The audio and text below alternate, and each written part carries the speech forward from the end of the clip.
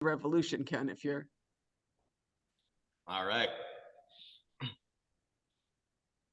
So good. What do we got? 14 of us. Maybe wait for one more and then we'll get started. And then the other ones, I wasn't here very long last week. And so I don't know when people kind of show up but we also do record it for the rest of them, right? Yep. Yeah, I got a couple emails. There's a few that aren't going to be able to attend today. They gave us a heads up email, so.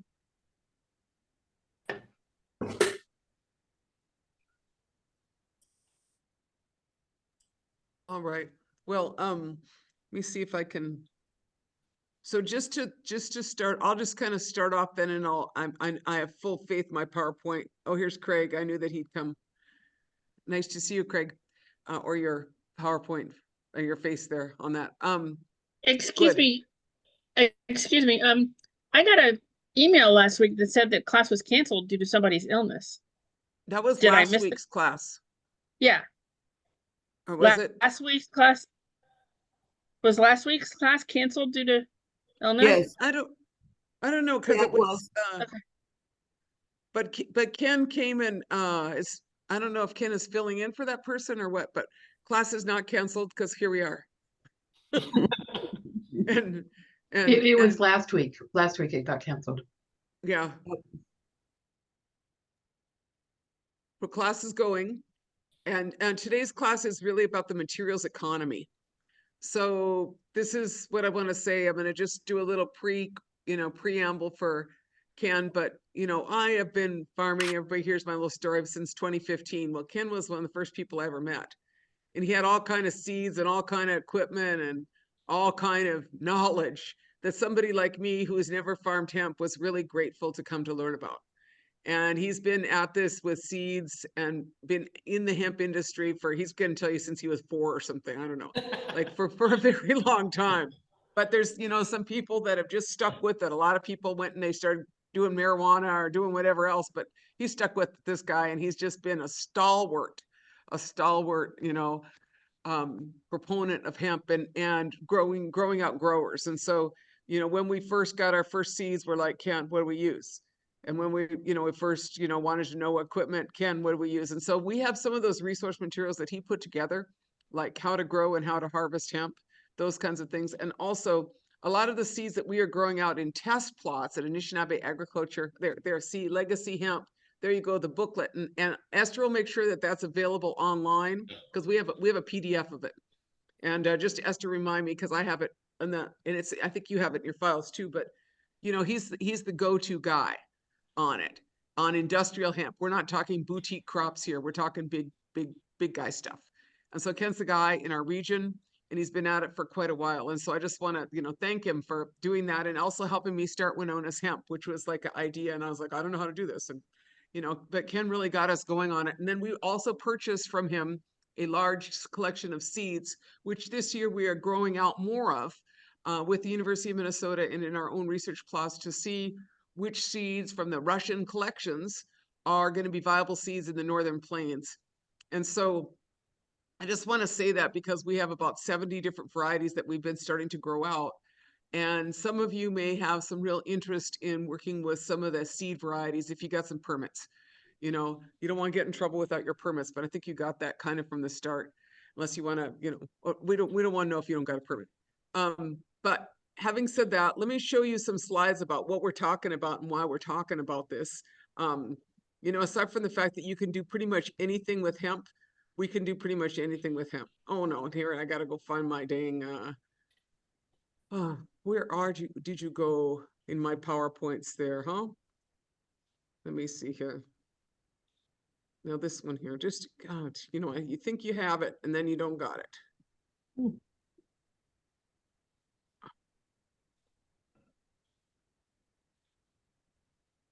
This is not you. This isn't even my correct one here. Can you guys see my screen? No. Yep. Thank God, it's a mess. On the bottom, you should see a green share. I know it says share screen and then it keeps coming up with like not my thing what I want. Okay, let me just go back to my screen. Hold on a second here. Okay, so let me just kind of like start with why this is so critical. And, you know, essentially in the world that we live in now, we are, you know, we're making a mess. I don't think anybody needs like a lot of elaboration on that, but you know, they call this the Anthropocene, right? You know, we're the guys that are making a big mess here. And so we have some opportunities to clean up our act. And that's part of what this is about.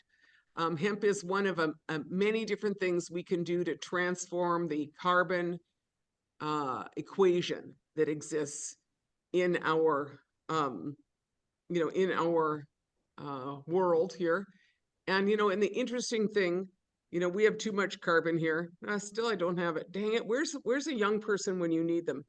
Esther, do you have my computer? Do you have my PowerPoint there?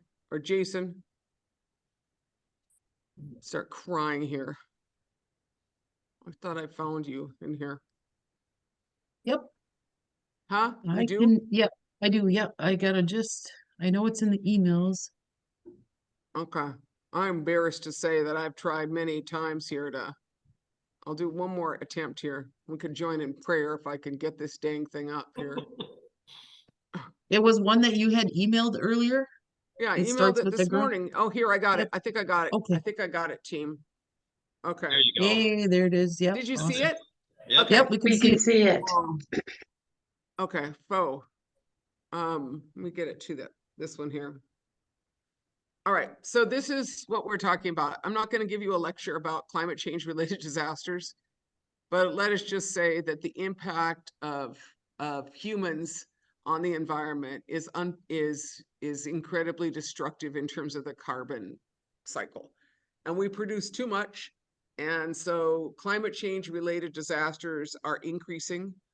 There's about 1.2 million refugees today that are climate change related refugees. They're expecting to be about billion of them by 2050.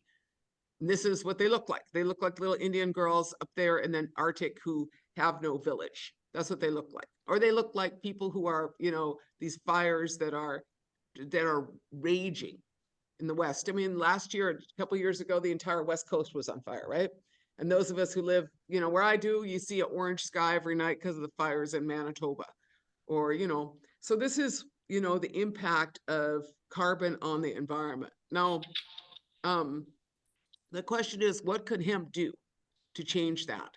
Now, you know, we've been talking about how you grow hemp. We've been talking about the you know, different varieties of hemp, the soil fertility of hemp.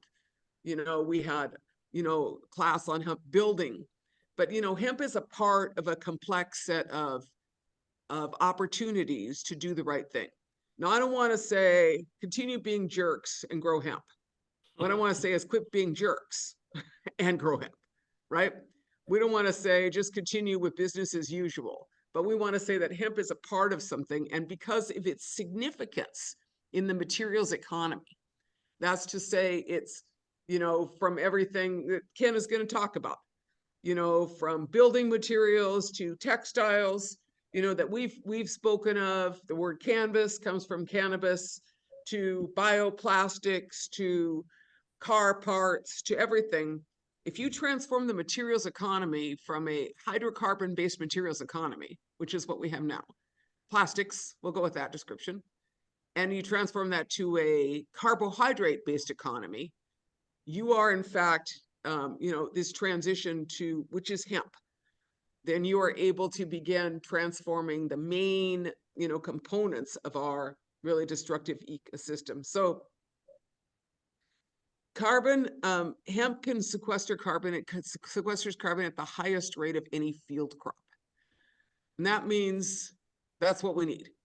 In other words, you know, I'll show you some other charts, but, you know, you could grow all kind of stuff, but because hemp grows so fast and so rapidly in such a short period of time, it has to suck down a bunch of carbon to feed its little hemp bodies and put it back in the soil, you know, in its roots. And so that's how it sequesters carbon. And so it's really, you know, the old photosynthesis, the old, I'll go through that just another minute here. But, you know, this is Mother Nature's way of taking care of carbon. Now, this is the problems that we face here. You know, and I'm not even, you know, just a tip of the iceberg, but if you just look at what is going on here, you know, energy production, largely fossil fuels energy production, is the major source of CO2 emissions or carbon emissions. You know, you can't get around it. You can't whitewash it or greenwash it. The fact is that fossil fuels are your ticket. And that's what we've all been saying is that you got to reduce the use of fossil fuels. You got to look at just moving stuff less around. You know, everybody wants to just go electric car. I'm like, why don't you just go local so you don't got to move so much stuff? You know, that's a lot of the solution is reducing the amount of energy that is consumed. But, you know, these other facets like agriculture, look how much energy is, you know, how much CO2 is produced in agriculture. And a lot of that is the highly industrialized farming operations with a whole bunch of chemicals, whole bunch of hydrocarbons, and a whole bunch of transportation and energy associated with them. You know, agriculture, which really in theory, growing things should actually sequester carbon, it actually instead produces these CO2 emissions because of the destructive nature of the system. You know, each of these has a piece. And so my point in this is that what Ken's going to talk about is, you know, the materials economy and the transformational work that he is doing. And hemp can fit into each one of these sectors. That's what I would say. Each one of these sectors can have hemp in it. And also, you know, this is so important for, you know, how we build the next economy. So this is just a couple of scary charts. Okay, this is what we're looking at. You know, things are not looking good. The costs are going up. You know, more climate change related disasters across the board. You know, any chart you're going to look at is going to look something like this, increasing at a very rapid rate. And, you know, everybody who just lived through the drought of the last year and then the lack of winter in Minnesota this year, we got it. We see what's going on, you know, and that's really costly. Like some countries like Bangladesh going underwater, Tuvalu, they aren't even going to be above water. You understand what I'm saying? The Maldives, us, we're probably going to be above water, but we might be dry. So what's our chances of offsetting that? Well, there's two approaches. There's, and this is just, you know, shows the impact economically of this climate change related disasters. And everybody, like a lot of people here from tribal communities or poor communities, you know, nobody has a plan. Nobody has a climate change, you know, kitty, right? Nobody's prepared, you know, for these things. And so that is why the more that we can do to avert that, the better. No, this is how you sequester oil, carbon if you're an oil company, is you come up with these really fabulous ideas on carbon sequestration, which are like far more complicated than just having plants. Should I just say that? And they don't work. And they don't work, right? And so you come up with this really elaborate, really expensive, paid for by my tax dollars set of ideas that will, you know, you catch the carbon outside of your plant and then you put it in this, you know, put it down in these tubes way down in your deep aquifers or in your coal mines or your depleted gas reserves. You know, you make up this whole really elaborate story so that you can basically get a lot more money and not solve the problem. And this is the carbon sequestration strategy of the oil companies and big ag and the big corporate strategy. And really the government is funding this. And this is what it looks like on the ground. That's a funny map. I don't know what happened, but this is called carbon sequestration pipelines, right? And a lot of us live in the area where they are gathering. The blue is the gathering, and then there's the moving them around. Then they're going to move it all to North Dakota because they have all those giant holes that they made up there from their fracking, and they're going to put it in there. And when they put it in the ground up in North Dakota, they're going to get some more oil out, and it's going to be really great because they figured out how to get more oil out by moving carbon in a very expensive way and a very dangerous way. So this is plan A. We're going for plan B, which is not this plan. So this is, you know, a little bit more about their really crazy system. I'm not going to spend too much time, but my point is that everybody knows that we have a problem with CO2, except for some idiots that are someplace. But those guys, their approach is to make basically more complicated solutions that don't work. Our approach is this one here.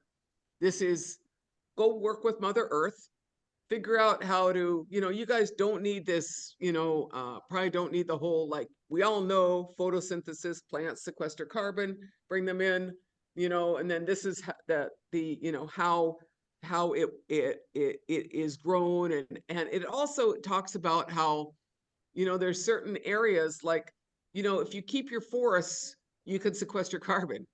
If you clear cut your forests, you're not sequestering carbon anymore. And this is whether it's the Amazon or the northern boreal forest. If you till up your prairie, you're not sequestering carbon anymore. If you mine your peatlands, you're not sequestering carbon. You're causing more carbon to be released. And so what you want to do is to keep your wild areas, because that's where the wild things are and that's where life is. And then you want to sequester the carbon. So here's just a couple of charts, and I'm about ready to turn it over to Ken. And all right, so this is tons of CO2 a year from an acre of hemp versus an acre of forest. Isn't that kind of interesting? New forest. Now, we're not saying cut down forests and put in hemp plantations. We're saying you could have an aspen monoculture, brought to you by Potlatch in northern Minnesota, and they could call that carbon sequestration. Well, it'd be a lot better if they grew hemp. And if you grew that hemp, and instead of Potlatch using our trees for paper, they used hemp for paper, that'd be a perfect solution, which is pretty much the solution that we're working on here.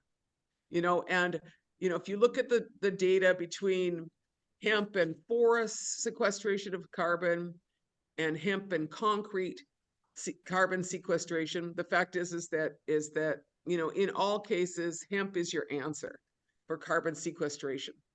And so, part of the reason we teach this class, aside from the fact that it's the coolest class in the world to be able to teach, is because these are very practical solutions to problems that have been created in the Anthropocene by humans. And those are, and the solutions are right here in our hands. The solutions are right here with our hemp crops, and the solutions are going to be with all you, because you're going to be our hemp farmers. And I think this is kind of my last, I don't know if this is just an old chart, but it's still kind of cool. Things you can do with hemp. And so that's really, the reason that I wanted Ken here is because he knows more about the hemp industry than I do by a long shot. And he's been working all the way through it. And, so some of the things he's going to talk about here are probably in the materials economy, the hemp herds and the hemp fiber section, all of the building materials you could do. But I'm just going to turn it over to that guy and, let him be able to present on it. But I just want to thank you. I didn't know if you guys have any questions. I didn't, it's kind of an overview. But I just want to make sure that you get a chance to visit with my friend Ken here, who's been really inspirational to me and very helpful as Winona's Hemp, and I as a person on the hemp journey start to find my way through. And Ken's one of the guiding lights for a lot of us. And he's been around. He's talked to a lot of Indian people. So Miigwech, thanks, Ken. Thanks for joining us, Ken, from Legacy Hemp and from a number of other enterprises. So I'm gonna be on for a little bit, but as you heard, I have to go catch an airplane so I get home. Thank you, Winona. Mm-hmm. All right, so I'll give a little bit of a background on myself. I won't go into that too much, but just so you know that I didn't just Google hemp about a week and a half ago. So we should be all right there. And yes, with Winona and actually helping her get started in this is one of my it's one of the honors of what I've done in the hemp industry is being able to work with her, and also other indigenous communities. It's something that I very much has been part of my reasoning for doing this, and it's basically because of well, my desire to do it, but also the fact that I believe that in the systemic approach of using hemp, and I think that's something that goes back to the history of indigenous people, say like the harvesting of buffalo. They didn't just kill them for sport and meat, but to actually use the whole animal, and that's something that I think is very important in the hemp industry to do. So a little bit of background on myself. I actually started in hemp professionally in 2009, before it was legal, before it was cool. I was working with a developer on new construction techniques for home building, and actual, kind of the sustainability aspect was really taking off in 2009, when the housing market crashed, and really, new construction, people weren't looking for houses that were already on the market. If they were going to be building, they were going to be building stuff that wasn't really available. And I watched a lot of what I call greenwashing, and it wasn't something that I was interested in being involved in. It's really, and I just want to kind of say that today the biggest industry of sustainability, unfortunately, is still marketing. We see all of these, choose sustainable concrete. What is sustainable concrete? I mean, there's no such thing. So, but everyone's keying in on that. But so I was involved in new construction, and I came across this material called hempcrete, and it blew my mind. I mean, it hit all the bullet points. And I know that you've had a presentation on hempcrete, so I'm not going to go over that too much. But the problem that there was back then is obviously the material wasn't available. I could get lime for the lime-based binder, but I couldn't get hemp hurd. I had a connection through a childhood friend. His dad, Dr. David West, grew hemp for the state of Hawaii from 1999 to 2001. So I asked him if he had any connections that could get me hemp hurd, so we could try this with the builder that I was working with. He connected me with Ben Dronkers in the Netherlands, and we started importing hemp hurd, and we were paying 3 times as much to import it as we were for the actual material itself. So I just said, Dr. West, this would be great if American farmers could grow this for us. And he kind of laughed and he said, are you sure you want to get involved with hemp? Because it's a civics lesson, not a business lesson. And, he was right. So we did start importing it. I'll kind of fast forward to 2012. I kind of had to move into trying to persuade our lawmakers to get hemp so we could grow it in America. Unfortunately, in 2012, we were able to turn Mitch McConnell pro-hemp. And then we passed SB 50 in Kentucky, which enabled universities and higher education to grow hemp if it were legal.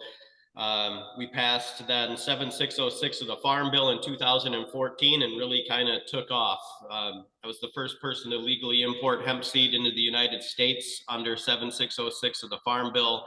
The DEA confiscated our seed. Going into Kentucky, my company and the Kentucky Department of Agriculture sued the DEA.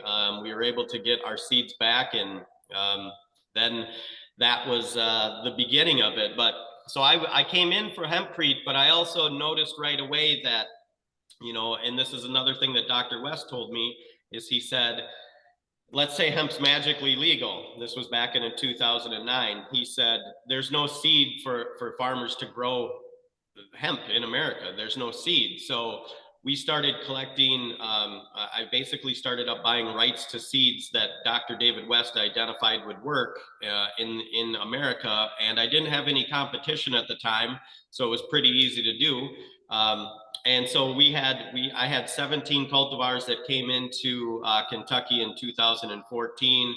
And then I started to create relationships with other seed companies closer. Winona actually bought certified seed from us back in 2015 when she was able, or I think maybe it might have been 2016 when Minnesota legalized the growing of industrial hemp. And so one of the things, though, that working with the indigenous communities is, I think that seed sovereignty is something that's very important to indigenous communities. And I just had rights to these cultivars, and I wasn't able to just give seed freely because everyone that was going to grow because of the contracts that I had, they had to sign, they couldn't replicate the seed. They couldn't just continue to grow their own seed and use it. And that's something that, you know, that is why then I sold the collection to Winona, because her, she's aligned with me that we need to be able to give, you know, farmers seeds and be able to let them create their own. So that's really kind of my background. And then I have Legacy Hemp, which is a certified seed company. But as I was, as the industry was starting to expand, one of the things that I always told farmers to do, and I still you know, warn about this, there has to be a market for hemp for you to grow it. And a ton of farmers grew on a lot of promises that didn't come true, and it almost destroyed our industry before it even got off the ground. We've always stayed away from the CBD and cannabinoid aspect of it. We are involved for grain and fiber. And when CBD came around and everyone was, you know, hucking it for, you know, $100 a milliliter, there was a lot of people that got injured in that. And I had to then go to our farmers that, you know, we do acreage like this, you know, we do 1,000 acres at a time, a few hundred acres at a time. We're not growing, you know, in a greenhouse. But we were competing then against people that were saying that people were going to make $50,000 an acre growing CBD. So I just want to say that, because it is still that's where my focus became. I needed to have a reason for these farmers to grow for us, not based on false promises from industries or from individuals, but real markets. You know, there's no need to grow the plant if there's no real market for it, and I don't want farmers to get injured growing on a promise. So even at the early days, we would have contracts with large processors and large buyers, very large companies, that we had contracts for, you know, say 3 truckloads of grain a month, and that was a 2-year contract. And, you know, 3 months into it, they're taking a truck every 3 months rather than 3 trucks a month. So it just was really hard. So I kind of pulled back from the industry of selling farmers seeds. And I said, okay, let's create our own demand. Let's get the way to have industry let me back up. I kept trying to convince industry to use hemp because of the attributes of hemp, and not just the hot word of hemp of the day. And all of them basically, you know, they loved the idea, but the price points were just out of, you know, in America, we want to do the right thing. We just want to make sure that it's cheaper than the way we're currently doing it. And it's unfortunate, but it's true. So we just decided the best way to get industries involved is let's do it ourselves, and then they're going to copy us. So that's kind of what I've been concentrating on for about the last 4 years here, is creating products that we can bring into the mainstream markets, and then other people will copy us, and then more hemp will be grown. Because as Winona said, you know, I think that and what I've said is that we need to use all portions of the plant in order to make it a viable input for industries. And the more hemp that we can grow, the better it is going to be for our planet, because of the carbon sequestration, because of what hemp does for the soil.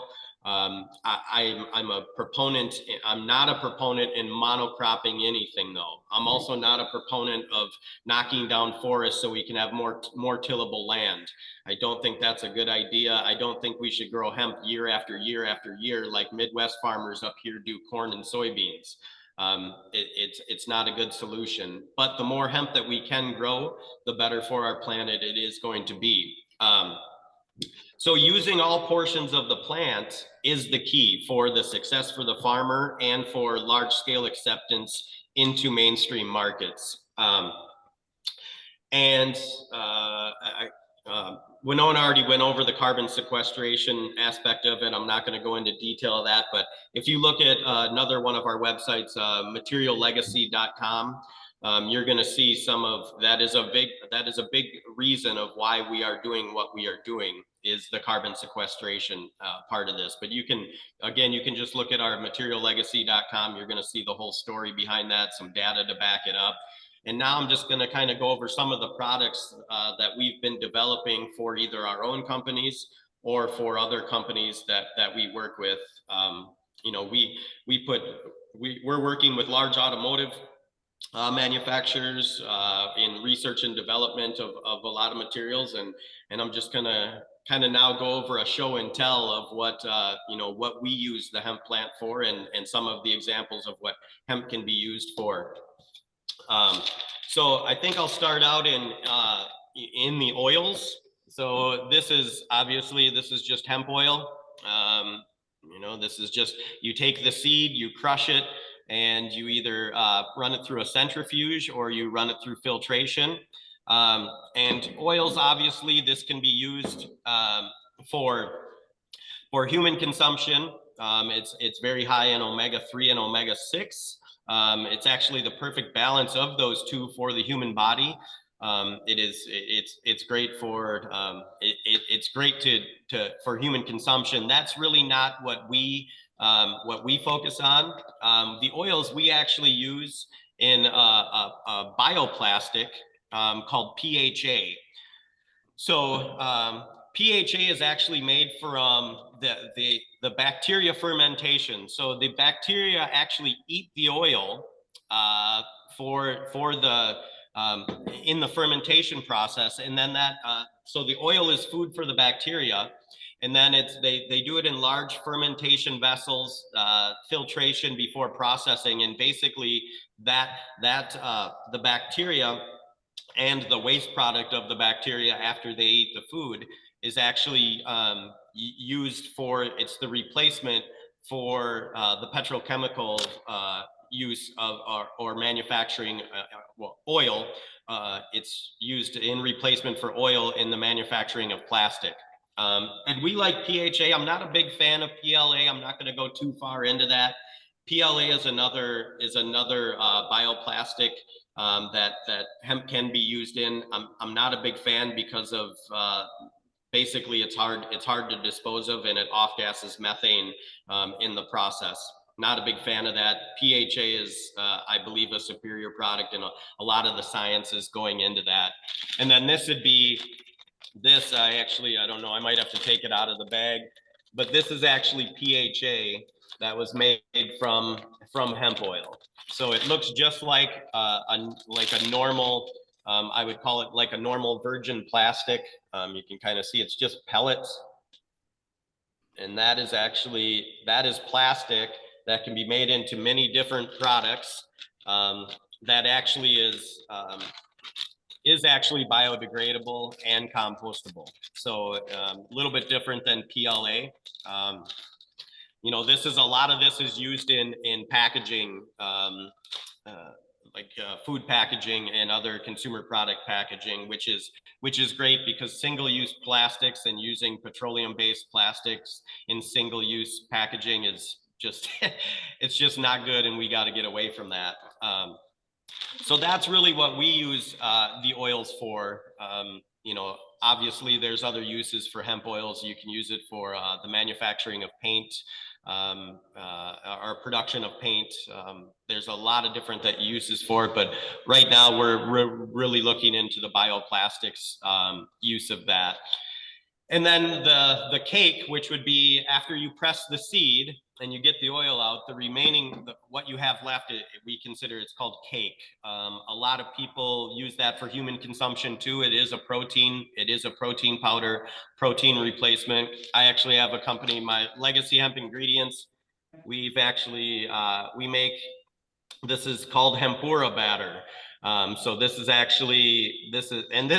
this right here, this little, it's hard to see, but that's our trademark. And back to the civics lesson, getting a trademark with the word hemp in it 6 years ago was an exercise that you wouldn't believe, that the resistance that we got from the USPTO on that. It was ridiculous. But this is actually for the last 3 years at the governor's fishing opener, my friend Jim Kinberg, Chef Jim Kinberg, who was he was the one that formulated this for us. He's actually fried the fish for the governor the last 3 years with our hemp infused batter. So that's kind of an interesting story.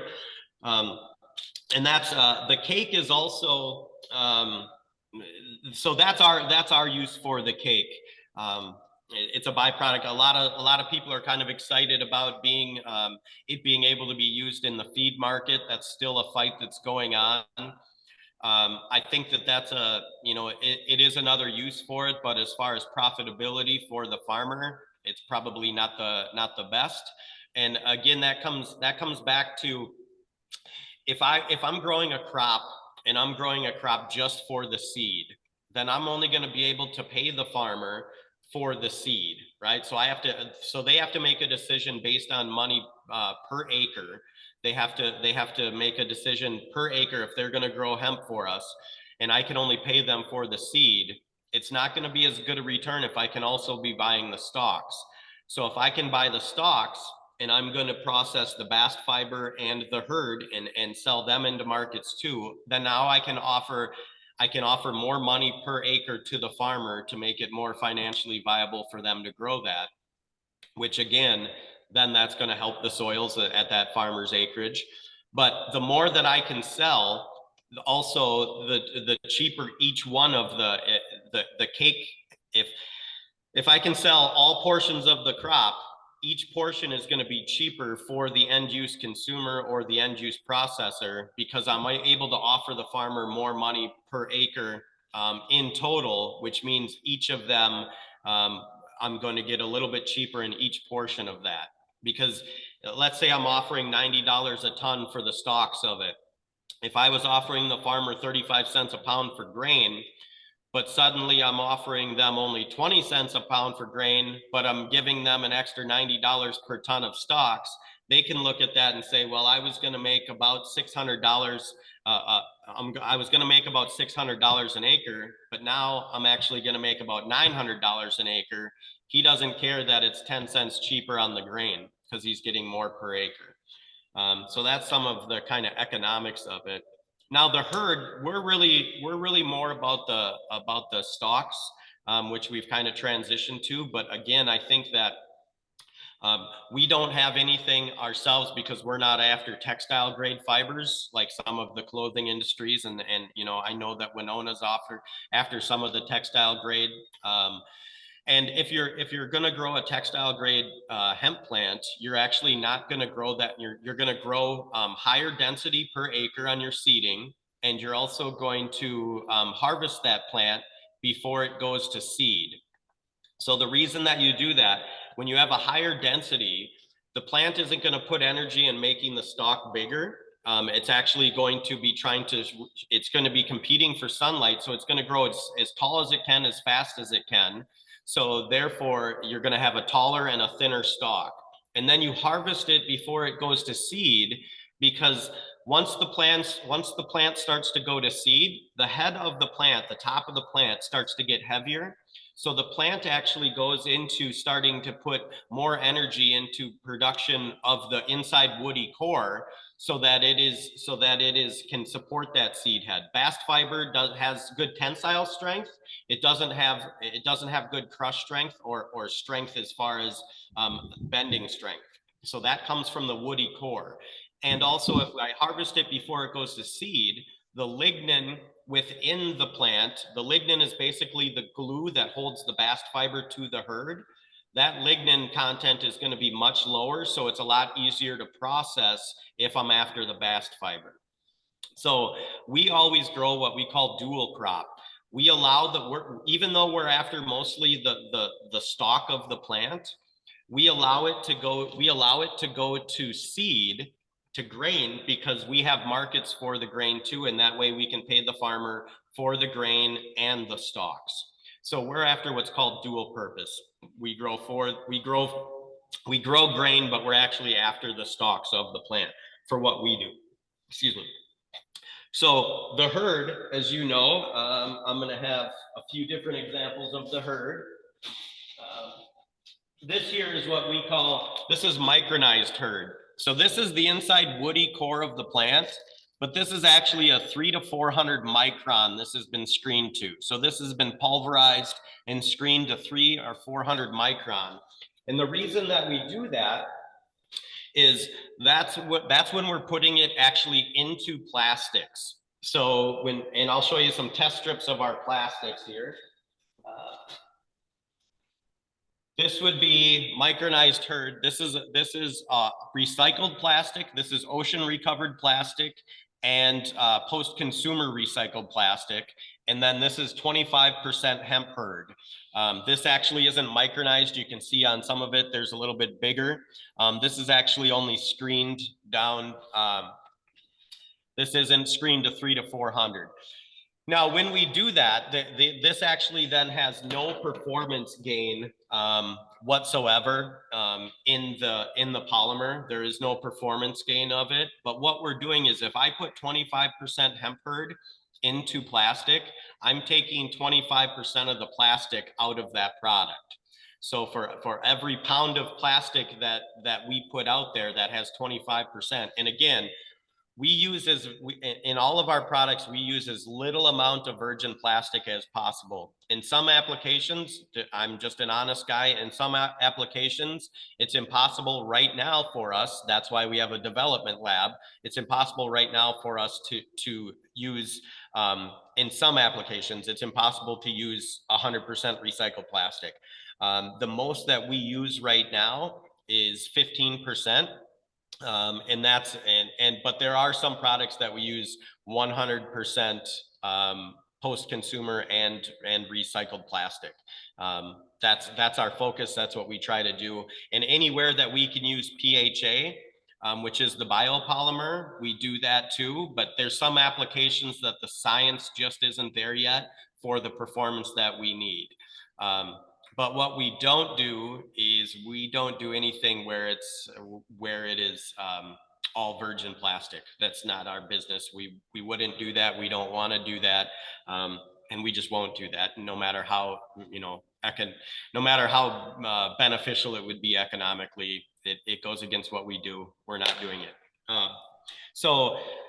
That's a lot of this is used in packaging. So we do a lot with cannabis packaging. So a lot of the industries that are into the medical fields and such like that. We call them doob tubes.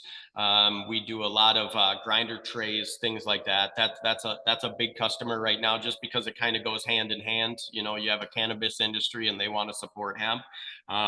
But we actually are right now, we're in development with 2 different large automotive manufacturers, and we're doing the science on it right now and making sure that we can meet the performance aspect of it, of their products. But again, then once we hook those guys and it's time to actually produce, scalability is the challenge. Because again, I can't, what I'm not going to do is I'm not going to take on one of these automotive manufacturers, right? And I need, for herd, I need, millions of pounds a month, but I don't have an outlet for the grain or the fiber. That's a boondoggle that you're setting up to fail. You have to grow those industries and you have to grow those needs. You have to grow them in parallel. I'm not, and that goes for everyone. If you have huge sales for one portion of the plant, but you don't have any for the other, then you're either going to be having to charge way too much for the portion that you have, or you're going to be storing the other portion, and that costs money too. So you're not going to be around for long if you do that. So the herd, let me grab some more examples. These are just different herd. This is different binders that we've tried, natural binders. So this would be for board manufacturing, chipboard, medium density fiberboard, all of that. We have just so many different natural binders that we're trying to use to be able to then use the herd for plywood replacement.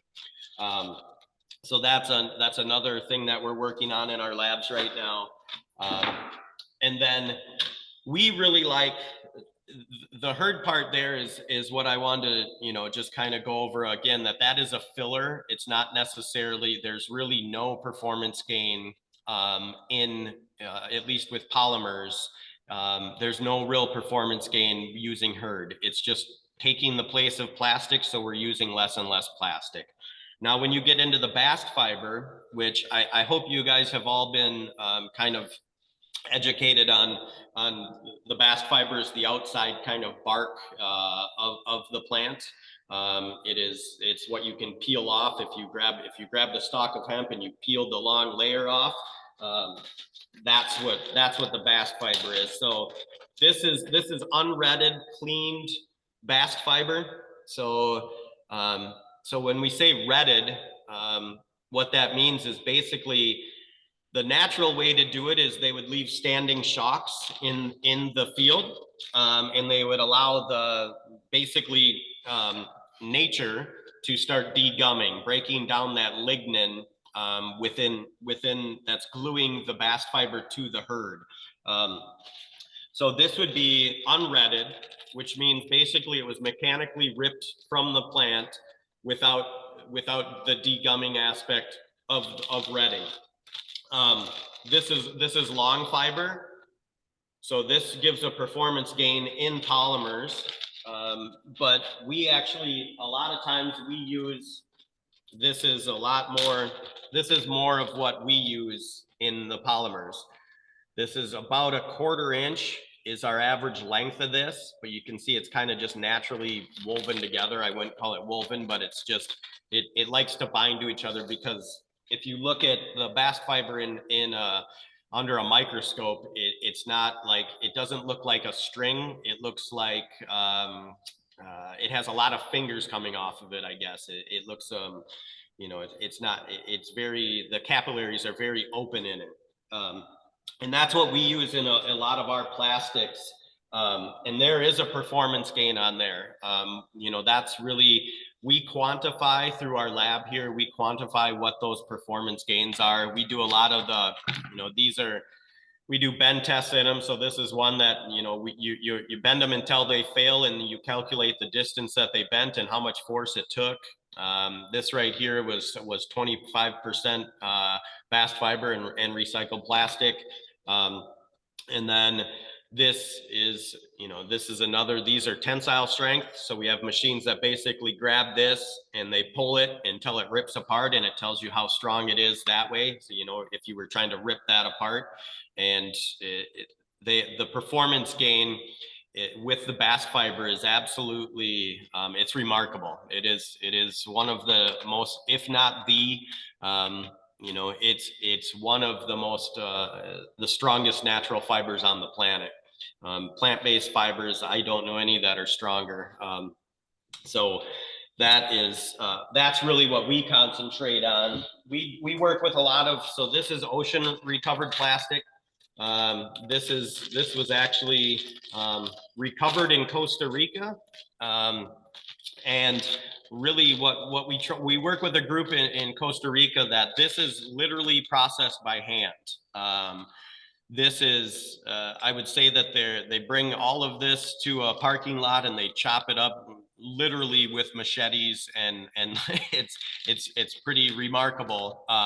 But their focus is really, their focus is to not allow the plastic to get out into the ocean, because if you the more you look into that, over 90% of the plastic that goes into the ocean, and the huge island they have out in the ocean of plastic, over 90% of that comes from the 3 rivers in the world.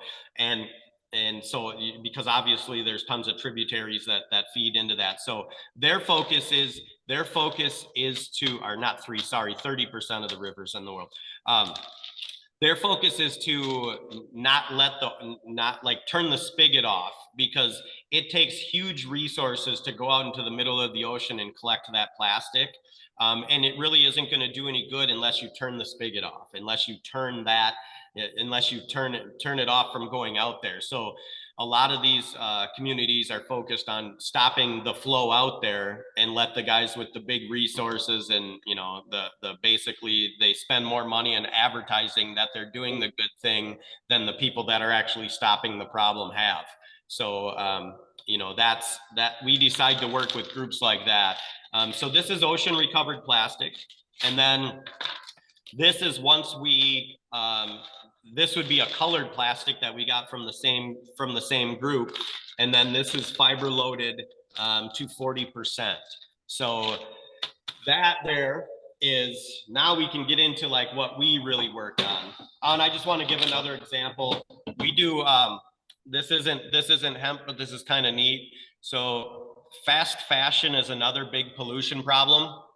And so we work with different communities where we take the fast fashion, the clothes that people would throw away, and we embed that in recycled plastic. So that's another one there. Just another, you know, kind of doing the good thing. So now we get into like some of the products that we have developed. So this right here is a decking board. This was a first example. So this is a solid core, not a hollow core. And this is actually 62% hemp bast fiber by weight, and the rest is recycled plastic. So this material right here, this is the design that is going into production. So we're able to reduce all of this material. And even by doing that, because of the performance of this material, 62% bast fiber, the rest is recycled plastic, we are 3.2 times stronger than Trex's top of the line, and we are 2.7% stiffer. So we take a material, again, that is 62% hemp bast fiber. This was the second iteration of that, with just the hidden fasteners. And then, you know, this is a cap stock, so you can make it look like whatever you want. You know, it's just basically embossed and then has a cap stock on it. And then this is the actual, what is going into production. Again, so we have weight reduction and plastic reduction because of the hemp bast fiber in there. So this is the same material, just plain down. So it can also be used for dimensional lumber. And again, this stuff is ridiculously strong compared to conventional lumber and compared to other composite lumber out there, because we are using a superior input, which is the hemp. So we like to use hemp, for the attributes that it has.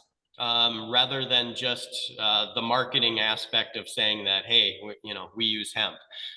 We like to focus on the strength of hemp and actually put that out into the marketplace.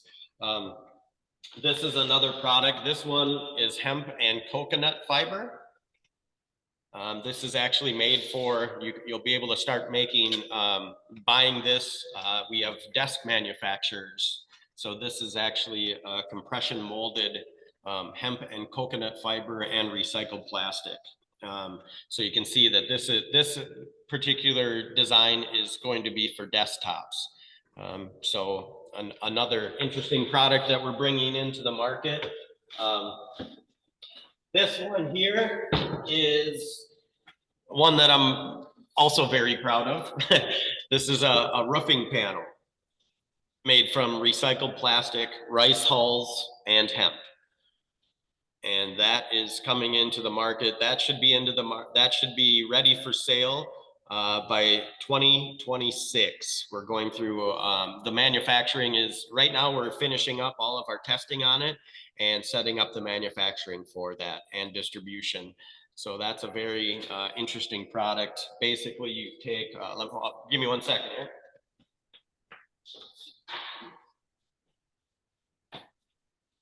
So very easy to actually install. So you can see here, this top part, you have, this would be your nailer. So you're gonna go through here. And what you do is you take the other one, you lay it on there, there's an overlap, and then you nail that, and that goes through your other nailer up top. And then this would be like your shingle replacement or slate roof replacement. And last but not least, I know you guys have dealt with, you've seen hempcrete and hempcrete construction, and I love that. Nothing against it. I love it absolutely. But trying to find a ways to get rid of some of this plastic that we have in the world, not producing more. Here's a building block. This is a painted version of it. It's basically a giant Lego block. You put these on together, you make your outside perimeter of your house. And this is another recycled plastic, hemp and rice hull material. We've already had all of our performance testing and certification, and the manufacturing is being set up right now out in Oregon. Very, very interesting. Fun to be involved in all of these, but again, it comes down to, I believe in, and I'm gonna keep preaching it until more and more people listen, is we have to build markets and demand for all of the portions of the plant. And I think that as we look at especially the carbon sequestration part of hemp is very it is paramount to the success of the crop and the acceptance. It's fun to watch the market now. Really, it's kind of consumer driven. That we work with some pretty large companies and I mean gigantic transportation companies that are coming to us because of how driven they are by the consumer. That there's a demand for this, because early on, and it's still rampant today. I don't want to kind of gloss over this, but this whole aspect of sustainability, I'm going to say it again, the largest portion in industry in sustainability right now is marketing. And it's unfortunate, but it is true. Everyone is claiming claiming sustainability. And we really don't work with companies if they are greenwashing, if you get into due diligence with them and it's just part of their marketing ploy. I don't want anything to do with that. I believe that we should be good stewards of our earth, and I'm going to work with people that are like that, and I'm going to help try and change the minds of people that don't believe it. I mean, we need to be good stewards, and hemp is one of the ways to do that. And I think it's kind of the lane that I've chosen to help do that. And I'm doing my best to make sure that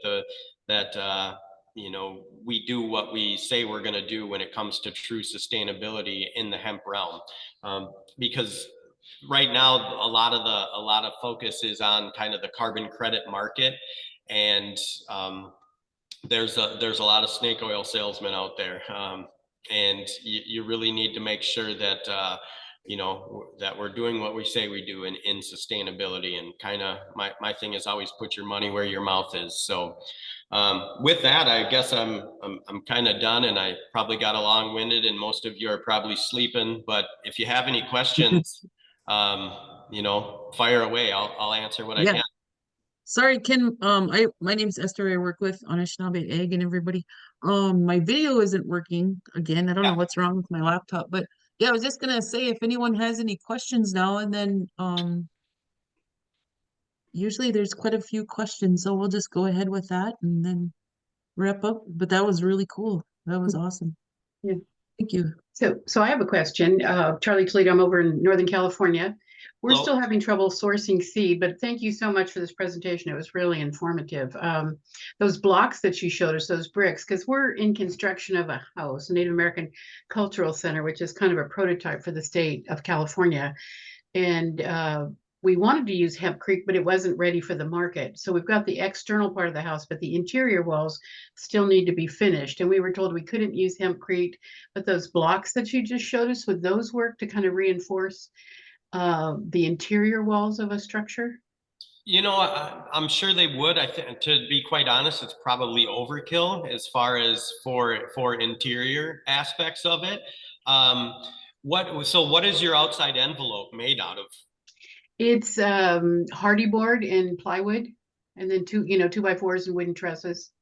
Okay, and then so what's so the frame it's stick framing, 2x4 frame Right, stick framing with with hardy. trusses. We were trying to get alternative building materials, but that just wasn't, it didn't seem like anything was market ready. And that's why I was wondering when those blocks that you showed us would look like an easier solution than the hempcrete or less skilled, solution. Yeah, the other When thing would those be market ready? they won't be market ready till first quarter of 2025. Okay. Yeah, but I think too, again, it's kind of overkill because those are actually, they're structural, so that actually would normally be the outside perimeter. It would be the structure of your house that then you would, put siding or anything on. So using it just on an interior, that's kind of, you're gonna be taking up your square footage, your interior square footage. Plus, again, it's kind of overkill. Would you possibly be interested in, say, like hemp chipboard, that type of thing? Right, something for the internal walls that would be like more sustainable, truly sustainable. Right. Oh, so you're actually talking about you're talking about like your divider wall. So you would be using Right, the interior wall, because the external walls there, we're planning to use denim for installation, and then the interior wall, which was just going to be drywall. But at this point, I still want to kind of be creating the market or have samples of the market. Because what we've done on the property, it's about 23 acres. And so we're developing 2 acres. And so we have cob and straw bale. And then we wanted, when I saw that one with the hempcrete, that we would probably just make a little 10 by 12, so without a builder permit, just samples of structures. So when people come to stay at the property or they're working there, they could get exposure to all these different kinds of construction materials. Right. So what is your timeline what is your timeline for? Wouldn't probably this year. But for the samples, the prototypes, those little prototypes, that 2025, 2026, whenever that would happen would be good. Okay. I was taking note of that. All right. Thank you. Thank you. Well, I'm really interested in what you're doing, Charlie Toledo. I have been influenced by, maybe I mentioned I'm Creole, and so I've been influenced by my West African building techniques, and also I spent some time in India. And I'm interested to develop hemp in not doing straw bales, but doing hemp like snakes, right? That we coil up, okay, and then plaster like 12 to 15 foot diameter small buildings that are then thatched. I have a website, it's called Song Homes for the Orisha. This is my Afro-Indigenous spiritual tradition, the Orisha, Song Homes for the Orisha. So I'm interested in hemp. There's a machine called the straw jet that can extrude straw like big snakes. Then we take those snakes and weave them up like nests and cut doors and windows and mud. Does that make sense? Yes. I didn't know if you were talking to me or to Ken. It does to me. Well, we've been as doing well, and yeah, because you see, so much of our housing is like this square, right. male, 4x8, and I've been a carpenter. Okay, so I've built in the Western vernacular or whatever, but to build in the way that women build in Sinufo in West Africa is so healing. To take the mud of the earth and with the water and form it, it's a healing act in itself, as well as an act that is empowering. I believe that we could put these little song homes or temples up in people's backyards and become a place for an elder, a place for someone coming out of incarceration. Okay, so much needed.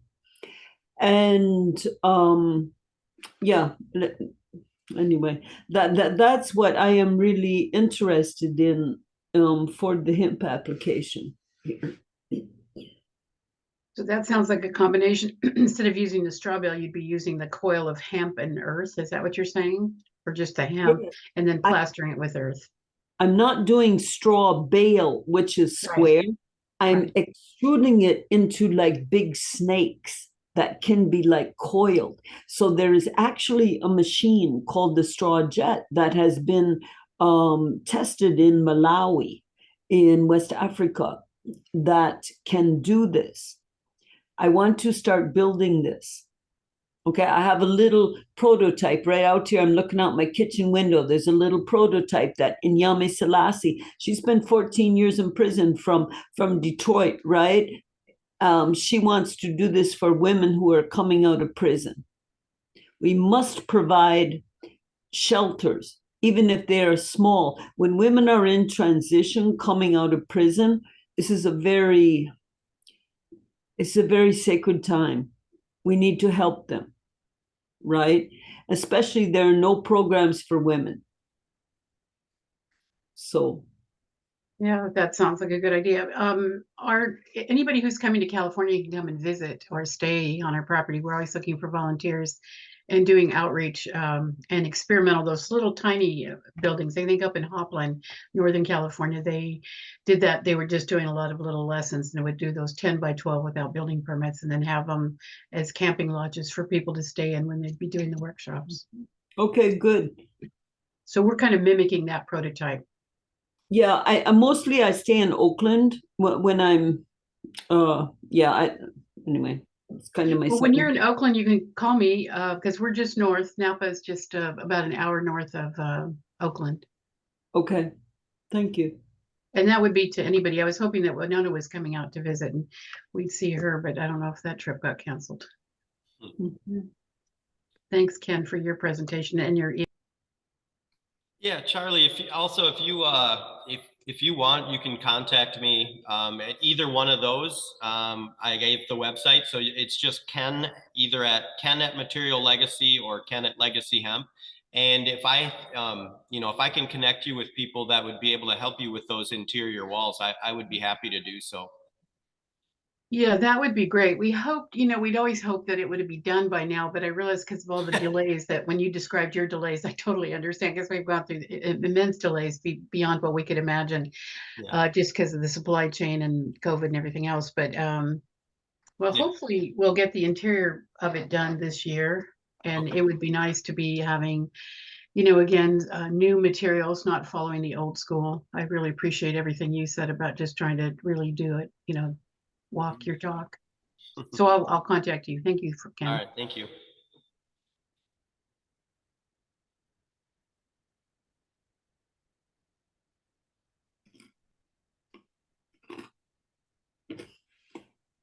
And I learned so much from you. Thank you. Oh, you're Mhm. welcome, for sure. Mhm. Yeah, Saguli Sagweg. I guess I just jump in here. There you go. For my name is Pamela. I do have clothes on. Just kidding. No, I'm frolicking in the hemp. Actually, Ken, I'm like, first of all, I'm like, how do I become part of your sales team? I'm just like, wow. I am a farmer. I do garden. I do grow. I am going to follow through with, with growing, protecting seeds, etc.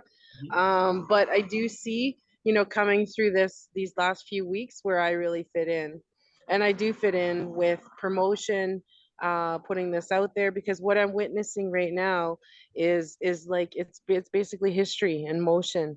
I mean, the things that you're promoting have just barely been accepted, and now they are. Like you're just on that pinnacle, and it's so amazing to see that and see how, who knows where I just think it's amazing the work that you've done, and others like you, to promote these products, to figure them out, to open our minds, right? And just like our last speaker said, it's difficult for people to get out of the straight line, to get out of the block, out of the box, So what's happening here is like a clash of like our indigenous, especially women, we're so ingenuitive, we are so like resilient, we have great creative ideas, and women in general, really, we give birth literally, So, so this is really amazing to see this afternoon, to witness all of these ideas and these seeds, coming out of this. So I guess maybe that's all it was, is just an acknowledgement of that, of these ideas and things coming together this afternoon that are just going to continue to grow and flourish.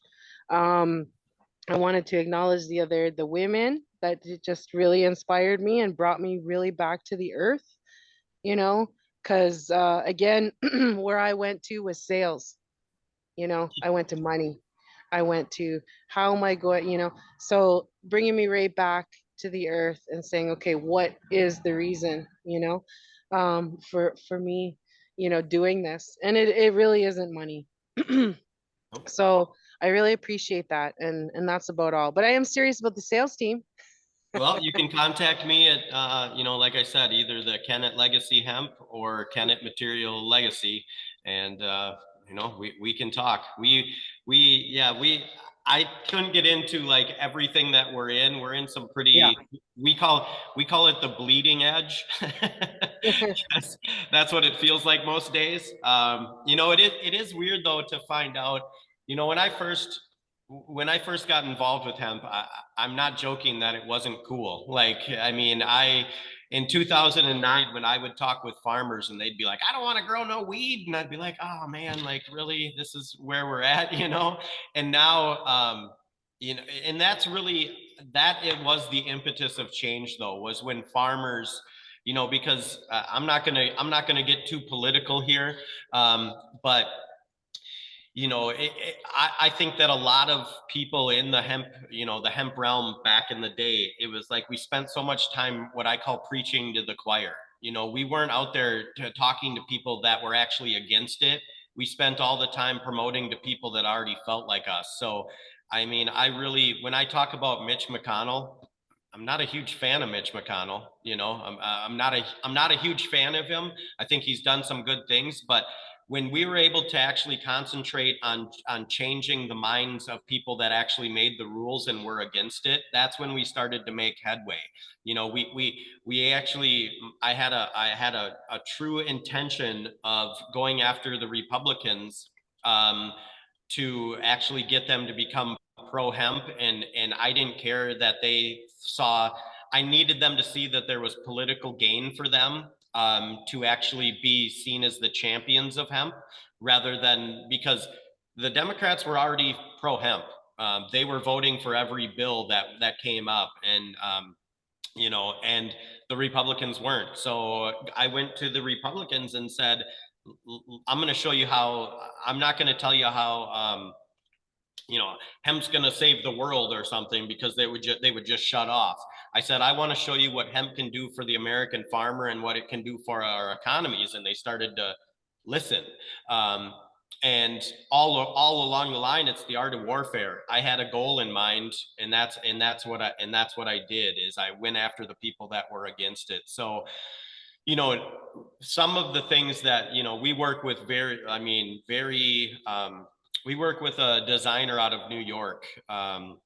It's called 44 LLC, and it's a design studio. And she works with, hotels that, no joke, they are, $10,000 a night to stay in some of these rooms in Dubai and stuff like that. And we actually work with her because we knew that we had to go after the affluent market to start to adopt some of these things, because right now hemp inputs are a little bit more expensive than other inputs. So if we have to be able to recoup, it's easier to start with the affluent market and then get into the Walmarts of the world than it is to get into Walmart and then try and go after, the top dollar markets. So it's kind of the, I don't want to use, Reagan as the trickle down is really what we're after though. And trust me, I'm not anti-Democrat. I'm not anti-Republican. I'm a policy guy. I don't choose teams. If they do good things, I give them credit. If they do bad things, I might slap them in the face. But we really, I think that starting out in the affluent markets is going to, if celebrities endorse something, more people down the chain go after it. And that's really where we need to be right now to get hemp accepted. I'm not a big fan of trying to enter the market by going into Walmart and seeing how cheap I can sell something. If I do stuff like that, I love to do things in that realm. I would rather take profits and help the underserved communities than not do that. I think that as a businessman, I have to make everyone involved in the value chain profitable, and then what I do with those resources, I try to do good with those resources, then rather than just keeping them for myself. And the faster that we get kind of acceptance into the marketplace, the more good we're going to be able to do. So if I try to start out an industry by selling it as cheap as I can at Walmart, we're not going to get anywhere. So I think that's something that Well, that's definitely not what my goal would be, because I'm looking at housing. I live on the reserve. I am in poverty, and I wasn't saying you. I'm sorry. yeah. I wasn't Yeah. saying you. Well, I kind of took it that way, but I mean, I think another thing is when you definitely are speaking to, Indigenous women, we are in a different spectrum.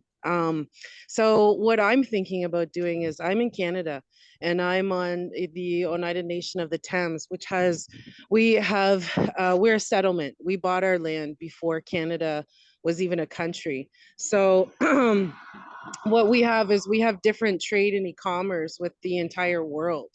And like I'm looking at like sustainability, housing, putting, having places learning how to grow like just seeds, forget about hemp, but like our food, food production, and building structures where we're able to come back into community again.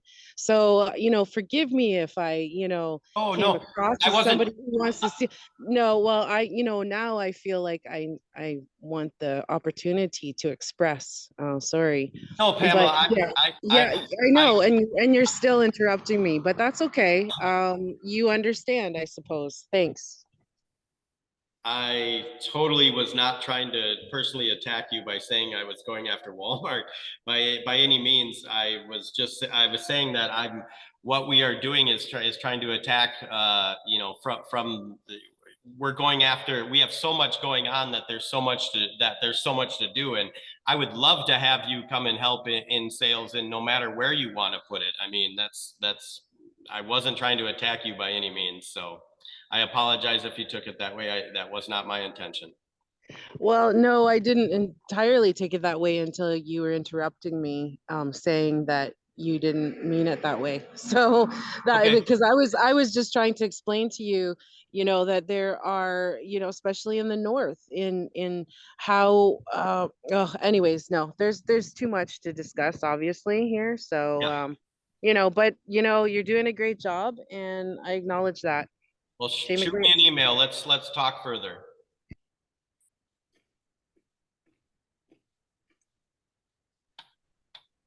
Awesome. Yeah, there's some questions in the chat too as well, Ken.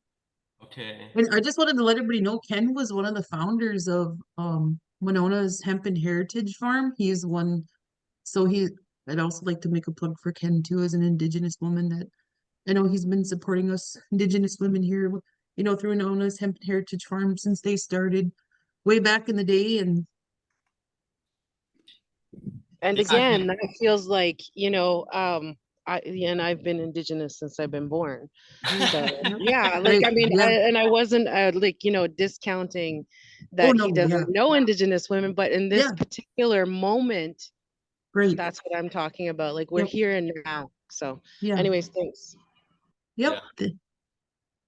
I did want to stress what you were saying, Ken. Policy change is really critical, and that's what we've been working on in California for about 20 years. And just now starting to get leverage. I thought it was still illegal, but I guess it got legalized 2 years ago. But still sourcing the seed and having somebody that'll ship it to us has been a little tricky.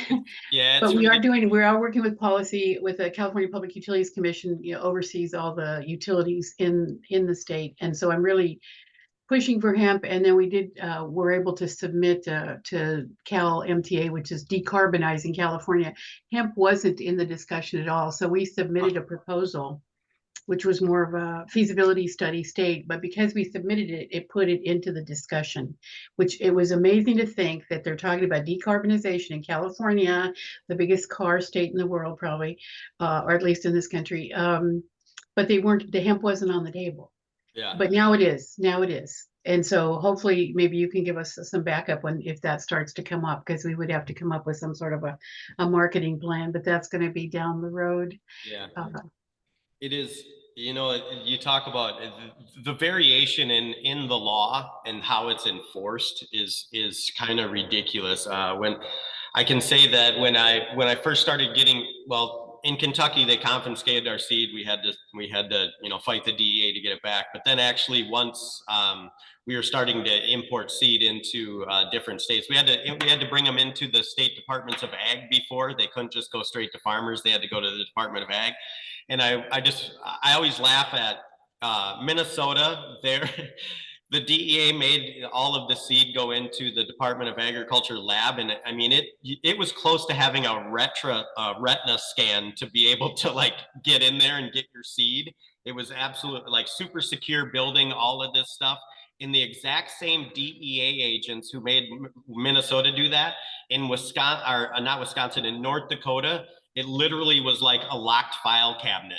Like the variation in like the interpretation of law was ridiculous. And even, you know, the like 7606 of the Federal Farm Bill in 2014, the legislative intent was not to have the DEA involved at all. And unfortunately, you know, they got involved and they really didn't even have jurisdiction. But it is, you know, it's unfortunate.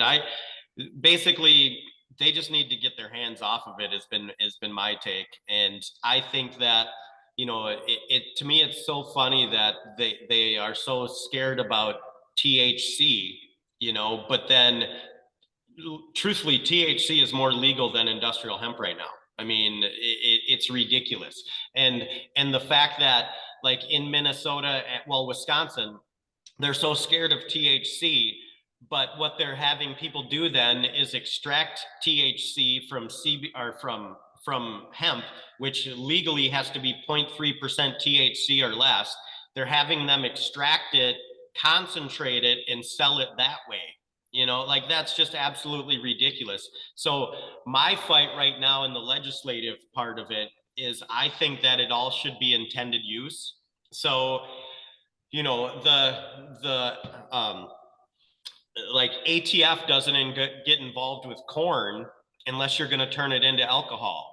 So why is it that the DEA has to be involved whatsoever in agricultural hemp if you're not going to extract cannabinoids from it, right? So if I'm going to use it for grain and fiber, I think that the DEA should just absolutely not be in the picture. And look, if they really want to regulate cannabinoids, if that's their big thing, because that's what the pharmaceutical companies want them to do, all of this stuff, right? You just got to follow the money. Like the people that are going to lose money on cannabinoids being out there and people being able to use them, you just got to follow the money to see where the enemy is, right? So I think that if I have a farmer that wants to grow a grain and fiber and the DEA should completely have their hands off.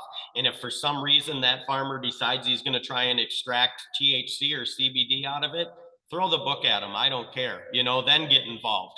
But everyone else, like if you're just going to grow for hemp and for grain and fiber, hands off. But just treat it like any other agricultural crop out there, because that's the way it should be. Yep. Definitely. So one of the questions come up again, because California is such a good, big cannabis market. What's the air? How far apart would those have to be grown if they're open air? Like the hemp that we want to grow will be open air, but it seems like now most of the cannabis is grown in greenhouses. Yeah. So what are you growing for? We would grow for building materials and carbonization, actually to build up the soil. It's really rocky soil. So initially we wanted to grow a crop and just let it grow and just chop it down to start building up the soil itself. Yeah, so I guess what is the question then? How far would hemp that's open air farmed have to be from cannabis open air farms? So there wouldn't be cross pollination. That question has come up towards me Yeah, from well, the cannabis growers. yeah, I was gonna say that's their problem, not yours. Okay. Yeah, because It's, yeah, pollen from cannabis or hemp plants can travel 6 miles, yeah, is yeah, what they say. But usually yeah. cannabis growers, if they're growing indoors, they're gonna have some type of like HVAC Filtration. system that would catch it. Yeah, yeah. Mhm. But outdoor, yeah, there's probably a lot of outdoor grows there, but the general rule of thumb is usually 6 miles. And one of the things that you have to so hemp, when you're talking about hemp, most of the time you're going to talk about a dioecious crop, which means there's male and female. So if they're dealing in cannabis, they're more than likely just going to grow, if they don't grow monoecious, which means it's basically all feminized. But if only the male plant is going to give off pollen most of the time, they do have um, so the problem, like you're not going to have a cross pollination aspect where your seed would then have a higher THC content in the next growing cycle, because there's not going to be pollen from high grade THC plants that would be pollinating yours. That's why I say the problem would be theirs, because your pollen is going to travel 6 miles, and I don't care how good the filtration system is, they're not going to get every single piece. One little pollen aspect from a hemp plant will pollinate some hemp or some of their cannabis plants. And I can tell you that if you walk through a hemp field when the male plants are going to die off long before the female plants are going into seed. The male plant will pollinate and then it dies off, right? So, but when pollination is happening, if you walk through that field, it's like a dust cloud. I mean, it is, you can tell when the wind's blowing by some of our large acreage fields. I mean, it looks like, yeah, you'll see how they do very well at pollination, hemp plants do. So, but again, I'm not saying it's, don't care about them, but that really is their problem. It's not going to be a problem for you. Yeah, at least I can answer the question, because that's come up already, and we haven't even sourced the seed yet, but a few people have put it to me. Thank you. Yeah, and again, I mean, you can look at some states too, like there's states like Oregon that they have, they draw a 5-mile circle around any cannabis, THC grow, that they won't allow agricultural hemp to be grown within 5 miles of that. So again, THC is more legal than industrial hemp in many, many states. It's ridiculous. Yeah. Any other questions, anyone? Well, this was good. The time flew by really fast, Ken. All right. Lots of good information. And yes, if anyone wants the grower's guide, so it's a production guide. It's about 40 pages of basically, if you didn't know how to grow hemp and you want to grow hemp, we got a guide for it. And you can either reach out to me, or I think Esther has it too. So be happy to forward that to you. Yeah, if you don't mind, Ken, I can do that. I'll download it and then I'll send it as like a PDF to all the students later. Yeah, no That'd problem. be great. Yeah. Go And ahead. then any other question, if anyone thinks of anything else later too, You know what? I feel had a free to quick email question, Ken. just Oh, really quickly about yeah. the sequestering. Do you have reports on any of that? Or would like, can I maybe ask you later, Esther, where I would find those? Just because in my community, I want to get the garbage dump that's right beside us from Toronto, to fund hemp grown in our Oh, wow. community. Yeah. Let me see what I can find too, and then I can send that in an Oh. email to everybody with the grower's guide too. Yeah, for sure. Yeah, Okay, thanks. Okay, no thank you. problem. Yeah, Yeah, no Yango. problem, guys. This was awesome. Lots of good info. Thank you, everyone. Yeah, you, Ken, thank everybody. you for your See you all expertise. I next really week. appreciate it. Thanks, Ken. Thanks, Esther. Esther, how do thank we you. get the back videos? Because I did miss one class. How do we Oh, get the so the tapes? when you go from the very first where you registered on the website, the Mhm. Anishinaabe Ag website, the Hemp 101 2024 one, when you go on that website, look on the top right of the website screen and there should be a small YouTube icon. Click Okay. on that and yep, and And then can we Jason and then share those? Because there's a tribe in Southern California that's going to start growing. We were in another discussion and they said there, which I was glad that the tribes, because I don't think any of the tribes in California were growing hemp, but this Morongo is going to start, I think. I think so. I should double check with Ask, Winona. I'll find out, yeah. let you know. If Yeah. there's because I won't share it if we don't have permission, but Yeah, otherwise. I don't know if the YouTube's public. I think it's only for because you guys paid and stuff to get Okay. in. But maybe later. I'll Okay. definitely find out for you. They probably told me and I just forgot. I know. Thank you so much. Yeah, Learning so have a much great each week, class. everybody. Hey, Okay, thanks. Yeah. Honey, I just wanted to say, sorry, we haven't made it to class for a little bit. Well, last week you No guys, problem. and then the week before that we missed. So we're like, oh man, we've been missing so much. Yep, they should be on the website there on the, just click on the little YouTube icon and they should be right on the website so you can catch up on them. Right on. See me good. Yay, okay. Well, have a great day, everybody. Bye. Bye-bye. Bye.